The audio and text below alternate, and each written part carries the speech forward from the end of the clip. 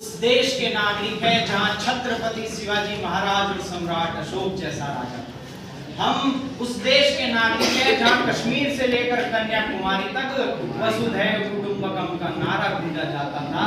हम उस देश के नागरिक है जहां डाल डाल पर सोने की चिड़िया को पाया जाता था। हम उस देश के नागरिक है जिसे अपने भूगोल से पहले इस ब्रह्मांड का भूगोल समझ में आता। मां सरस्वती के प्रांगण में उपस्थित सभी को मेरा नमस्कार। मैं अक्षय कुमार। आज का हमारा विषय भारत 2047 में कैसा होगा। महोदय, यह वही भारत है जिसकी समृद्ध सिंधु सभ्यता का डंका पूरे विश्व में बजता था। महोदय, यह वही भारत है जो आयुर्वेद और गणित के विषय का जनक माना जाता था। और यह वही भारत है जो पूरी दुनिया में विश्व गुरु के नाम से जाना जाता है। लेकिन आज फिर भी हम पूछते हैं कि भारत 2047 में कैसा होगा। अरे पूरी दुनिया में जो अपना परचम लहराए, हमारा भारत ऐसा होगा जिसकी अर्थव्यवस्था से पूरी दुनिया में तहलका मच जाए, हमारा भारत ऐसा होगा। और जिसकी सैन्य ताकत देख दुश्मन भी घबराए, हमारा भारत ऐसा होगा। महोदय, आज हमारा भारत विश्व की 5वीं सबसे बड़ी अर्थव्यवस्था है। इसरो ने भी पूरी दुनिया में 6ठे स्थान पर अपना पांव पसार लिया है।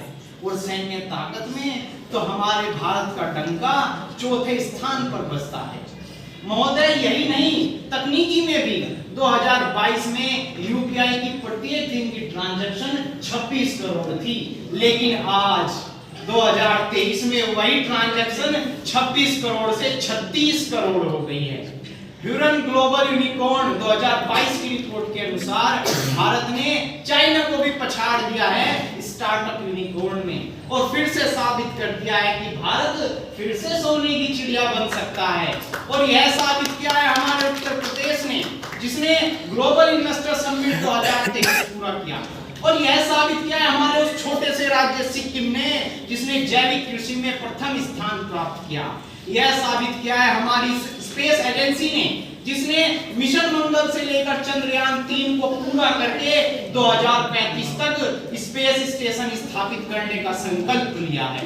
और यह साबित किया है हमारे पूरे भारत ने, जिसने G20 की अध्यक्षता कर सबको बताया है कि भारत केवल अकेले विकसित होना नहीं चाहता, भारत सबका साथ और सबका विकास चाहता है। महोदय, हमारे भारत के लोग पंच प्राणों के साथ मोदी जी के पंच प्राणों के साथ अमृत काल में जब आगे बढ़ेंगे तो हमारा देश समृद्ध होगा।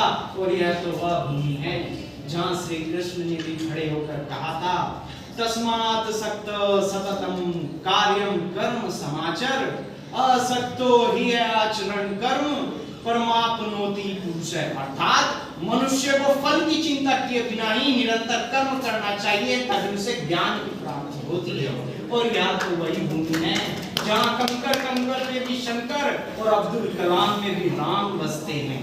महोदय, हमारे विदेश मंत्री एस जयशंकर जी ने भी कहा है कि भारत 2047 तक विश्व की 3री सबसे बड़ी अर्थव्यवस्था होगा। लेकिन मैं पूछना चाहता हूं अपने युवा साथियों से कि हमें भारत को पहली सबसे बड़ी अर्थव्यवस्था बनाना है। अगर यदि 19वीं सदी इंग्लैंड की थी और 20वीं सदी अमेरिका की थी, तो यह निश्चित हो जाएगा कि 21वीं सदी भारत की होगी, से कोई रोक नहीं सकता।